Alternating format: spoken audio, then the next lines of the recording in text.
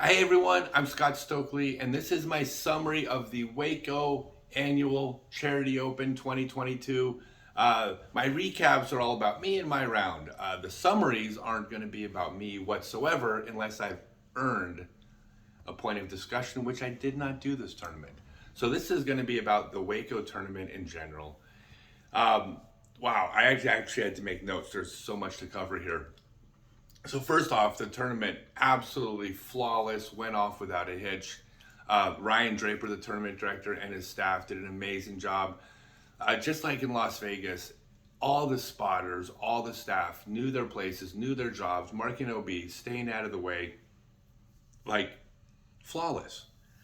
I mean, they're volunteers who are giving their times to come out here just to make our event better, and they all act like they're professionals who have been out there on the course at these events for years. I mean, it's like literally A plus, flawless for the staff, the vendors, and everything that was set up. Like, it just couldn't be better. I'll tell you one thing that blew my mind was that at this tournament, this is just the nature of this course, which we'll get to the course in a minute, because this course is a beast, and they call it that for a reason. But there were a lot of spectator areas. They were very clearly marked, especially like on the walking path. But there was a lot of areas on the walking path where even though you're in your spectator area on the concrete path, if you're walking, you're on the fairway, would be creating a distraction for some of the players throwing. And my observations were the vast majority of time, the spectators, and I think there were like 1,500 of them yesterday, had to be as many today, knew when and when not to walk down the paths. They're designated areas. They're completely entitled to be on them, but they knew where to be. I think it just speaks to the level of sophistication of the people that are out there playing. I mean, people, whether they're competing in tournaments or they've watched enough coverage, it's great. It kind of reminds me of ball golf, where you got all these non-competing players, but everybody knows the etiquette, and it's becoming that. It's really special. All right. The course, wow. I love it. I absolutely love this because you've got your wooded holes, exactly 9 of them. You got exactly 9 holes out in the open. I personally find the wooded holes way more fun to play.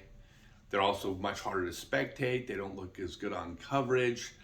It's tough because the real challenging courses don't look as good on television. By television, I mean coverage, right? And but this course had a mixture of them, and the nice thing they did is they laid it out in a way where the final 6 holes were out in the open, including as good a 2 finishing holes as there are in all of disc golf, 17 and 18. The thing about the finish holes on a course is you don't want the finish holes, you don't want it to be a foregone conclusion when the players get to those holes. And it's not. I mean, going into those holes, a 3-stroke lead, well, a 3-stroke lead with no wind would be fairly secure for a top player. In the wind that was out there, a 3-stroke lead was not a guarantee. That's the way it should be. Like, we want to know, but that doesn't mean some, weird island green or some hole where there's a bunch of luck involved. No, they were all skill shots required to execute, but perfect, just unbelievable. Valerie Mandujano won the women's division, and I'm going to apologize, or FPO. I didn't get a chance to watch it yet. So I know it's her biggest win. I'm super happy for her. I met her once. She seems awesome. This just goes back to what I talked about in Las Vegas. The amount of FPO players that can step up and win a tournament is absolutely insane.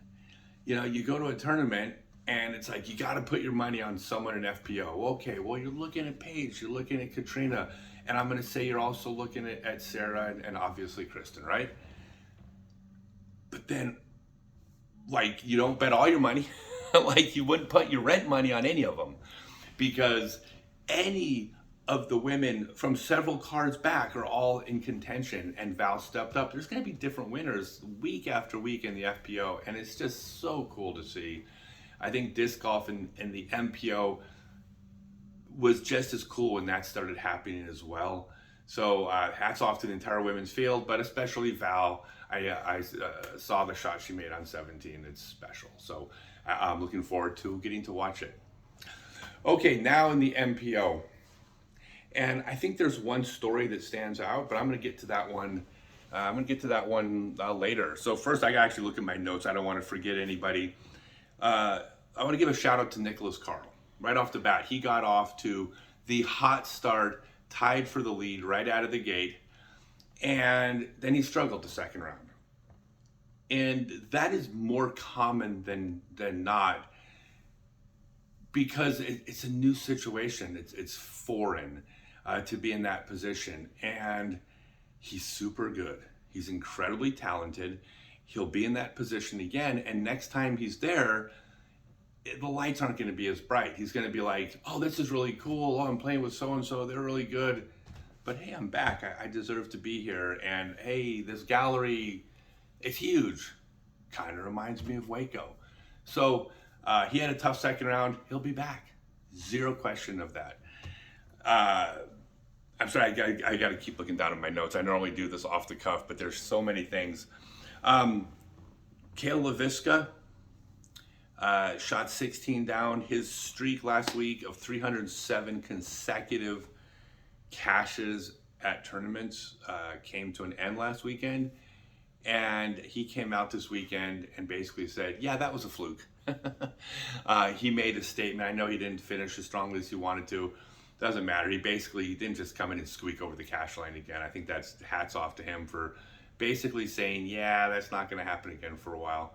I'm going to be doing an interview with Kale and talking to him about it, because I think Nate Sexton is within range of it, but it's really, really far away still. And with the level of competition, I would say that if Nate doesn't step up and catch him, I'm going to say that streaks is there 100 years from now. And I think I wouldn't be surprised if Kale and Nate are number 1, 2 in longest cash streaks in disc golf 100 years from now. So hats off to Kale. Clemens stepped up big. Isaac Robinson stepped up big. Chris Dickerson, he had a couple tough holes at the end. You had to be out there today. Those holes were so hard. Getting pars on those holes were absolutely brutal. Like, the wind was blowing so steady that if it stayed steady, the pars were hard, like low 20 mile per hour. It was gusting up to 30. It was borderline unplayable. You step up to hole 17, you're throwing your drive straight into the headwind, having to push it far enough without going OB right or left or long. You have to push it far enough into like a 20 something or 30 mile an hour headwind to give yourself a look at the basket. And then if you want to get up and down to the basket, you have to send your disc like 50 feet left over out of bounds. 50 feet, did I say 50? Maybe 70 feet out of bounds, possibly, unless you pushed it far enough to have a straight shot, but that would be a fluky drive. So I know Chris was disappointed his last couple holes, but I got to shoot with him second round. Cool dude, so good. Ultimately, he's not going to be sweating it. He's going to be winning all sorts of DGPT tournaments. This is just one of those ones that didn't go his way. Next time it will. I said Clemens and Joel Freeman stepped up big. We're going to skip over one person and we're going to jump to Paul, because if I do these recaps, if I'd been doing them for the last 10 years, I would be saying, God, what else is there to say? You know, like, you have to keep coming up with words to describe what this guy does. But this is one of my first times to actually go to a tournament and not just see how well he played against the best in the world, but then see what he shot on a course that I went out and shot. And then get to compare it and go, dang, it's really good. Not intimidating good. I still plan on competing against Paul and everybody else this season. But you can't help to not be impressed. I mean, the scores he shot when you go play these courses, I mean, that's the reason why he's Paul. So congratulations, Paul McBeth. what other words are there for that? Okay, I think the story, I think it's Luke Humphries. I think Luke was well, so far this season, he's the breakout star. With Gannon Bird, I didn't forget you, Gannon, and Drew, I promise. But nobody, except for Luke, has put it back-to-back tournaments. But here's what's impressive about Luke. He may have the toughest mental game in disc golf right now. 2 tournaments in, I'm going to say that, and here's why. When he played the tournament and finished 4th place in Vegas, and I'd gotten to know Luke a little bit, really liked the guy. Real cool guy. I even like his dog Hogan, and I'm not a dog person. By the way, edit that part out. I don't want to lose too many subscribers. Let me rephrase that.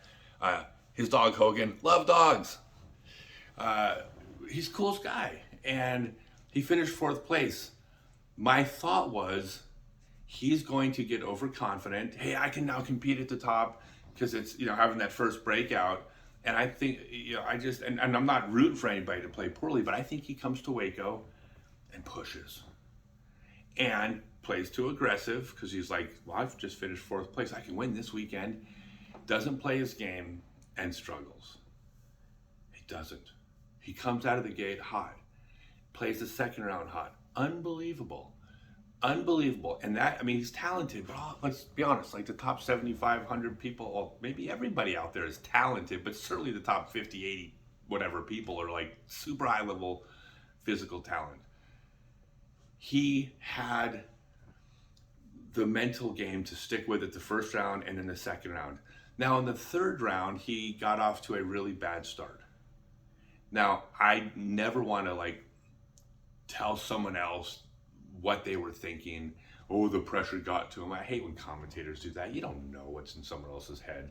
So I can't say that. What I can say is that he got off to a start that was completely out of character. If he gets off to a bad start, no big deal. If he throws hole 1 and he lands short and he misses his putt 22 feet long and then happens to hit right side chains, well, okay, that's just a bad start, right? That's not what happened. He got off to an uncharacteristically bad start and took a nosedive after 2 holes. I would argue that nearly every single player out there, and I hope all the touring pros don't get mad at me for saying this, but I would argue that nearly every player out there in Luke's position should over par that round. Okay, maybe not over par. Maybe they pull back to even or 1 under. But he didn't. He pulled it back in and showed a mental toughness that I say makes him a contender to win every single tournament he plays, not just this year, for many years. Astonishing to do that in his position, in front of everybody, on the lead card, in coverage, competing against Paul. Come on. Who does that and then pulls together what he did? And then to have the composure on hole 18, he played mathematically correct. His best shot of winning the tournament was not to go for 18. He wasn't getting to 18 in that wind. I think a lot of players would have gone for bust on that one. As strange as it sounds, his best shot was to play it safe and hope that Paul makes a mistake. Paul rarely makes mistakes, but the percentage chance of Paul making a mistake was higher than the percentage chance that he was going to have had he gone for that hole. He played 18 correctly. I hope he doesn't second guess himself on that one because there's no question he did that right. So, mind blown. I think Luke Humphries and Valerie are the stories of this tournament. And 2 tournaments in the bag, and I can't wait to keep seeing these. But we're talking A+ out of Las Vegas and Waco, and I get the feeling that that's probably going to be how I feel about every tournament this year. I'm already starting to see that this is almost normal, which is why I'm here. This is the thing we dreamed of for 40 years, and I'm excited to be a part of it. And I'll be excited when I play better, but just to be a part of this, I don't have words for that. So I hope you all enjoyed this. I'm going to do a tournament summary after every tournament. And I apologize. I didn't get a chance to watch the FPO. Maybe I won't even get much of a chance to watch this year to do that division justice. I will always mention them, but they deserve more than what I gave them today. I hope someone else does some really good recaps of that division because they certainly earned it. Thanks, everyone.